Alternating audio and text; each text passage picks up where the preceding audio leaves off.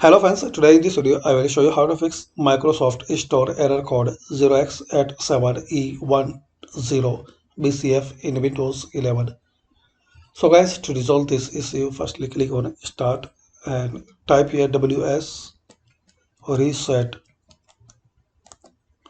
So you will see this inbuilt run command WS reset, open it. And this command guys will fix and resolve some common issues and it will open Microsoft Store automatically.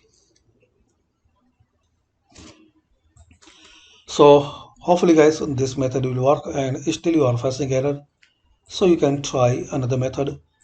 For example, if you have issues in any applications, so click on Start and Settings and then click on Apps and here click on Install Apps.